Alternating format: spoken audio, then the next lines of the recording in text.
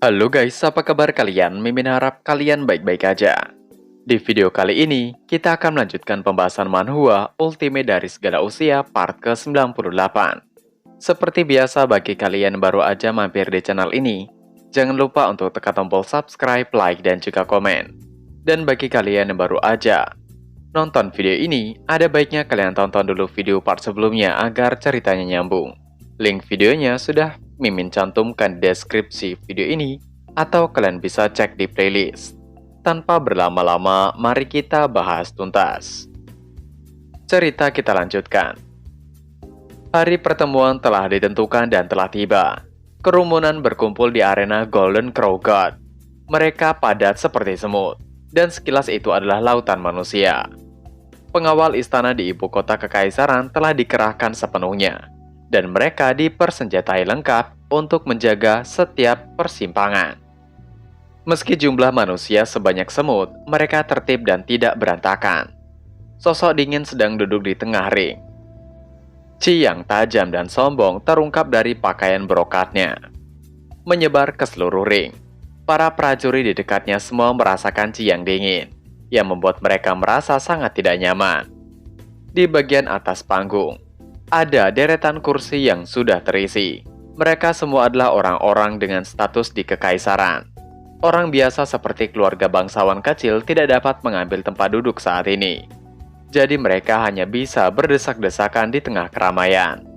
Ada juga banyak mata dan mata-mata dari kekuatan lain. Semuanya berkumpul di dekat bawah, menatap cincin itu dari kejauhan. Sebagian besar penonton bergegas untuk menonton pertunjukan. Persaingan seperti itu mungkin tidak terjadi sekali seumur hidup. Ada juga sejumlah besar orang yang memasang taruhan mereka. Mereka semua menatap gugup dengan konsentrasi penuh. Banyak dari mereka telah mempertaruhkan semua aset mereka, ingin berhasil dalam sekali jalan. Shinryu adalah seorang yang paling serius. Ia duduk di paling depan bangku penonton, karena ia tidak akan bisa melewatkan semuanya meski hanya sedikit. Di bangku penonton lain pun sama, penuh dan tidak ada satu tempat pun yang tersisa. Di bangku yang lain, tetua Yurong yang bersama dengan Ding-er mengatakan, bukankah mereka terlalu terburu-buru untuk bertaruh begitu banyak pada Yun Xiao? Di kerumunan, Yurong menatap Zhou Yushan dengan gugup mengatakan dengan cemas, Zhou Yushan telah menjadi seorang Martial King bintang 5 hanya dalam beberapa bulan. Dan aura yang dipancarkan begitu kuat bahkan ia pun takut. Bagaimana Yun Xiao, seorang martial lord, dapat mengalahkannya? Tidak ada ekspresi di wajah Ding-er, dan matanya setenang sumur kuno. Ia mengatakan karena mereka di sana, mereka akan mengambil hal-hal yang datang. Ada baiknya mereka tunggu dengan tenang. Ia yakin Yun Xiao akan memberikan kejutan untuk mereka. Tetua Yurong tidak percaya, tapi dia tidak bisa mundur sekarang karena dia sudah sejauh ini. Dia hanya bisa mengerutkan kening dan melihat ke bawah. Dengan menghela nafasnya dalam-dalam, tetua Yurong mengatakan, mereka telah sejauh ini dan tidak mungkin bisa putar balik. Ada baiknya mereka melihat sampai akhir. Di sisi Ding-er, meskipun Ding-er mengatakan di permukaan, dia sebenarnya tidak yakin. Transformasi Zhou Yushan begitu drastis, bahkan dia diam-diam terkejut. Dia sangat percaya diri pada Yun Xiao, tapi sekarang dia sedikit gugup. Shinryu dan Wang Chen memandang Zhou Yushan dengan diam, seolah merasakan perasaan yang menegangkan. Di antara hadirin, orang-orang dari klan besar juga melihat sikap Zhou Yushan yang mengesankan dengan ekspresi muram. Mata para ahli generasi muda sedikit terfokus, dan semangat juang mereka bertumpuk. Di tribun penonton, Xinpi mengatakan pada Zhou Changfa bahwa Chi asli Zhou Yushan sungguh luar biasa. Jelas bahwa dia telah memahami niat 5 elemen ke tingkat yang sangat tinggi. Xinpi melirik Zhou Yushan yang sedang duduk di tengah ring, dan tidak bisa tidak memuji. Zhou Yushan memasuki ranah Martial King dengan begitu cepat dan memahami niat 5 elemen sejauh ini. Zhou Yushan memang yang pertama di antara generasi muda. Shinryu berada di depan bergerak sedikit. Dia tidak mengomentari komentar kakeknya, tetapi senyuman dingin muncul di sudut mulutnya, dan dia mendengus. Zhou Changfa yang sedang beristirahat dengan mata terpejam, membuka matanya mengatakan dengan dingin, Menurutnya, Shinpi terlalu baik. Jika seseorang berbicara tentang nomor satu di generasi muda, itu tentu saja adalah Pangeran Shinryu dari Sekte Permata Surgawi. 24 jembatan yang diterangi cahaya bulan. Zhou Yushan tidak bisa masuk dalam daftar. Shinryu yang dipuji tidak menampakkan ekspresi apapun. Ia hanya terdiam menatap ke depan. Shinpi tersenyum sedikit mendengar kata-kata yang keluar dari mulut Zhou Changfa. Pada saat ini, kedua lelaki tua yang duduk di samping Zhou Changfa sedikit mengernyit, dan sedikit ketidaksenangan muncul di wajah mereka, yang kemudian mendengus. Salah satu lelaki tua mengatakan pada Zhou Changfa. Zhou Changfa berbicara seolah-olah buku surgawi yang tenang dari Gunung Pemecah Emosi tidak dapat dibandingkan dengan 24 jembatan cahaya bulan dari Sekte Permata Surgawi. Kedua tetua itu adalah Jiang Wuji dan Jiang Wuwei, tetua Gunung Pemecah Emosi. Mereka diperintahkan oleh Master Sekte Gunung Pemecah Emosi untuk membantu Zhou Yushan dalam kultivasi buku surgawi yang tenang. Keduanya adalah orang-orang yang telah berkultivasi dalam pengasingan di Gunung Pemecah Emosi sepanjang tahun dan tidak mengenal dunia luar. Selain itu, Gunung Pemecah Emosi dan Sekte Permata Surgawi selalu berselisih satu sama lain. Dan ketika mereka berdua mendengar kata-kata rendah hati Zhou Changfa, mereka langsung tidak senang dan mau tidak mau menggerutu. Zhou Changfa menyadari bahwa dia telah mengatakan sesuatu yang salah dan tersenyum pahit. Ia mengatakan bahwa sepertinya Jiang Wuji salah paham. Hanya saja, Zhou Yushan baru saja mewarisi buku surgawi yang tenang. Sedangkan Pangeran Shinryu telah lama menjadi murid Master Sekte Permata Surgawi yang bangga. Perbedaan tingkat kultivasi mereka adalah beberapa tingkat. Jadi wajar jika mereka tidak bisa dibandingkan. Itu bukan karena teknik kultivasi mereka. Buku surgawi yang tenang dari Gunung Pemecah Emosi adalah teknik kultivasi yang kuat. Namun, kondisi teknik kultivasi ini sangat keras. Seseorang harus menjadi orang yang benar-benar melupakan emosi dan setidaknya harus menjadi Martial King 5 elemen. Zhou Yushan kebetulan berpikir pelin-pelan, dan dia adalah orang yang paling cocok untuk kultivasi itu. Jadi dia dihargai oleh Gunung Pemecah Emosi dan dilatih untuk menjadi murid inti. Zhou Yangbiao tidak ragu-ragu untuk menggunakan kekuatan kultivasi kedua tetua untuk memaksa Zhou Yushan menjadi seorang Martial King. Akibatnya, status Zhou Yushan meningkat pesat, dan dia hampir menjadi pewaris keluarga Zhou. Sekte Juntian, Gunung Pemecah Emosi, dan Sekte Permata Surgawi semuanya adalah eksistensi yang berada di luar kekaisaran. Untuk dapat mengandalkan salah satu dari mereka, sudah cukup untuk memastikan bahwa keluarga tidak akan jatuh selama ribuan tahun.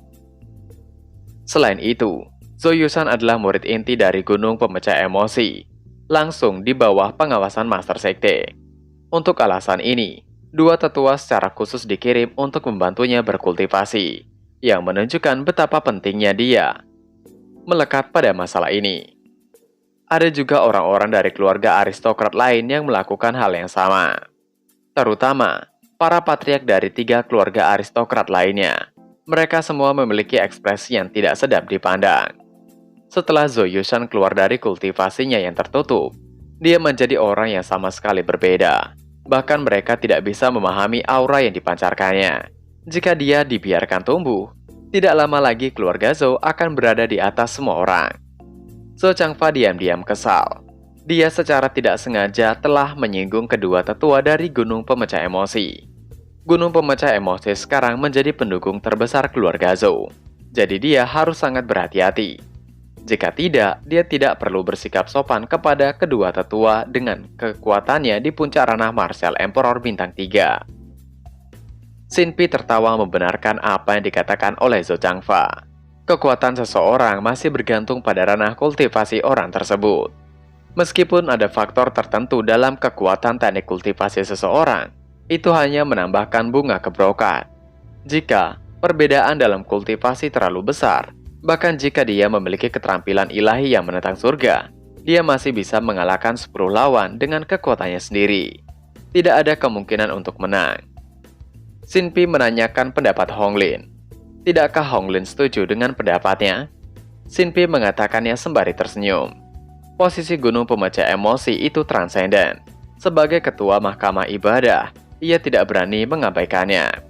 Tatapannya jatuh pada seorang wanita berpakaian merah di samping kedua tetua. Wajah wanita itu ditutupi kerudung tipis, tapi itu tidak bisa menyembunyikan temperamennya yang cantik. Hong Lin mengangguk dan menyetujui apa yang dikatakan oleh Sin Pi. Hong Lin tidak banyak bicara dan memperlakukan kata-katanya seperti emas, tetapi itu membuat orang merasa sangat nyaman. 3 kepala klan lainnya memandangi wanita itu, dan ekspresi mereka menjadi lebih jelek.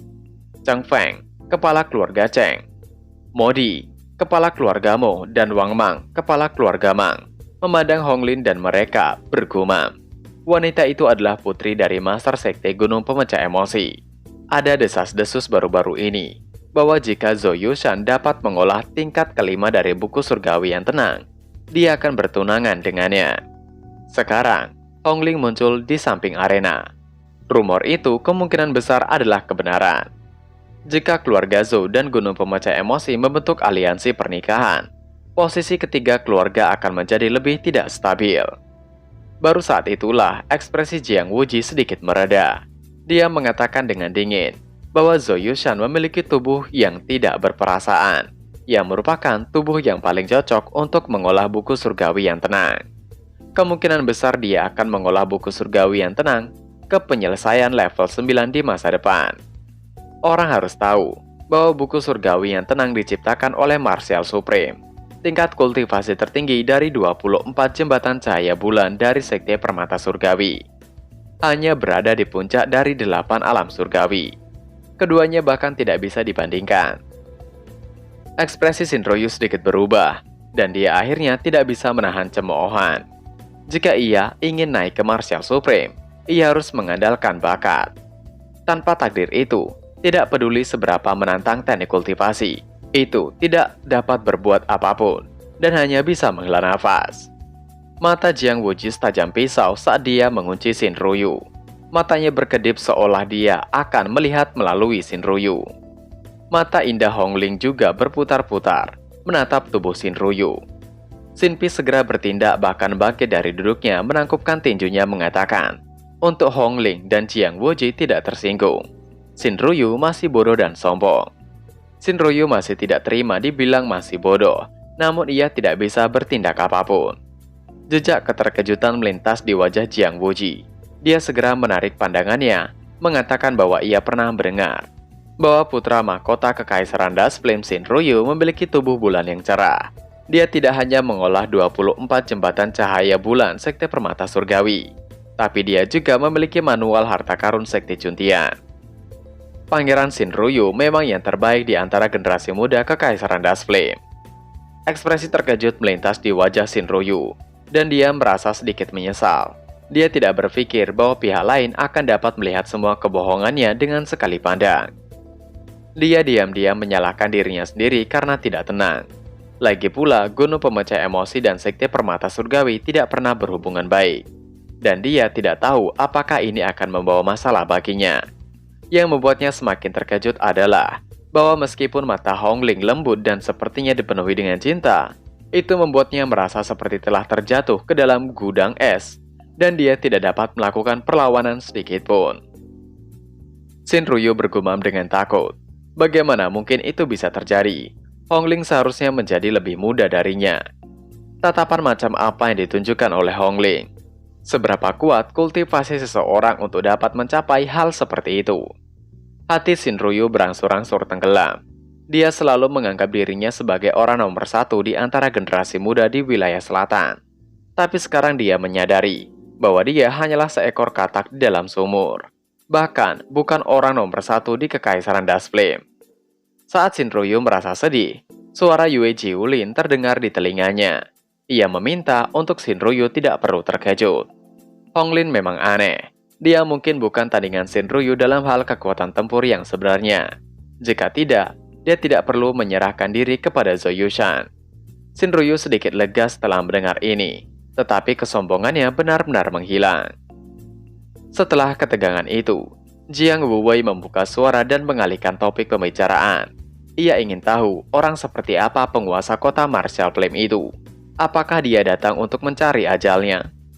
Shinpi juga tercengang dan tidak tahu bagaimana menjelaskannya.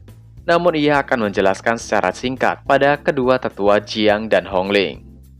Singkatnya, Yun Shao menghancurkan keluarga Xingyang dan datang ke keluarga Zhou untuk menantang Zhou Yushan. Mendengar itu membuat kedua tetua Jiang terkejut. Bahkan, Hongling juga pernah bertemu dengan Yun Shao sebelumnya terkejut. Mata indah Hongling juga berkaca-kaca. Dia pernah bertemu Yun Shao sekali di Tianshui. Dan pada saat itu, dia memiliki kesan mendalam tentang keberanian pemuda itu. Dia tidak berharap dia melakukan hal yang menghancurkan bumi seperti itu. Itu tidak bisa dipercaya. Jiang Wuwei berteriak kesal dan memaki. Jiang Wuji juga mencibir mengatakan, Yun Shao tidak tahu besarnya langit dan bumi dan tidak tahu besarnya hidup dan mati. Yun Shao akan menjadi ujian yang bagus untuk Yushan. Yun Shao akan binasa dengan kebinasaan yang layak. Tetua Jiang Wuji menambahkan, setelah pertempuran hari ini, ia akan bisa membangun kekuatan Yushan. Ia tidak hanya akan menghilangkan rasa malu keluarga Zhou, tapi juga membuat gunung pemecah emosi terlihat mengesankan. Ia akan menghabisi dua burung dengan satu lemparan. Shinpi mendengarkan percakapan antara keduanya dan tidak berkomentar. Dalam hatinya menghela nafas. Situasinya tidak sesederhana yang dibayangkan. Duel ini, tidak peduli siapa yang hidup atau mati, akan menjadi masalah besar. Pada akhirnya, keluarga kekaisaran harus maju untuk membereskan kekacauan itu. Situasi terbaik adalah kedua belah pihak menderita kerugian besar. Dia senang melihat keduanya terluka tapi tidak binasa. Di sisi lain, kepala keluarga Mao mengatakan sekarang sudah tengah hari, tapi Yun Shao tidak datang. Apakah dia melarikan diri? Tentu saja mata semua orang tertuju pada Modi. Cheng Feng menimpali, apakah orang yang begitu berani akan melarikan diri? Modi mengatakan dengan raut bimbang, sulit untuk dikatakan. Yun Shao sangat percaya diri terakhir kali. Tapi kali ini dia sudah pasti akan binasa. Jika Yun Shao tahu itu, pasti dia tidak akan datang. Bahkan semut akan menghargai hidup mereka. Tapi tiba-tiba, suara nyaring terdengar dari udara yang mengatakan, bisakah ia bertanya pada Modi, di mana ia dapat menemukan Piggy sepandai dia? Modi langsung mendongak ke langit melihat datangnya suara tersebut sambil mengumpat kesal. Modi terkejut. Dia mendongak dan melihat Guntur mendekat. Menginjak petir, dengan setiap langkah yang diambil, petir emas akan berkumpul dan berderak. Itu pemandangan yang indah. Itu adalah Dark Thunder yang ada Yun Shao sedang duduk di atasnya, menatap ke bawah dengan dingin. Secara serempak, semua orang bergumam dalam hatinya, Yun Shao telah tiba. Kelopak mata semua orang berkedut, dan mereka mendongak kaget. Pada binatang iblis yang perkasa, Yun Shao bersemangat tinggi. Terlihat setampan pohon giok ditiup angin, dan matanya bersinar seperti bintang, membuatnya tampak seperti makhluk hidup yang abadi. Zhou Changfa memaki marah mengatakan, akhirnya Yun Shao tiba, datang untuk menyerahkan hidupnya. Zhou Changfa berteriak pada Zhou Yushan, di ring pertarungan, Zhou Yushan harus menghabisi Yun Shao, tidak peduli apapun yang terjadi. Dua tetua telah rela binasa demi Zhou Yushan. Demi kehormatan keluarga Zhou di Kekaisaran Dust Flame, Zhou Yushan harus memenangkannya dan tidak diizinkan untuk kalah. Mendengar itu, membuat Zhou Yushan yang duduk di arena membuka mata dan memandang kepada Yun Shao dengan tatapan dingin di matanya. Dan chapter pun berakhir. Nah, itu tadi adalah pembahasan manhwa Ultime dari Segala Usia part ke-98. Seperti biasa, sebelum mengakhiri video ini, Mimin ingatkan untuk kalian bahagia dan sehat selalu. Terima kasih sudah menonton video ini, dan sampai jumpa lagi di video selanjutnya. Jana!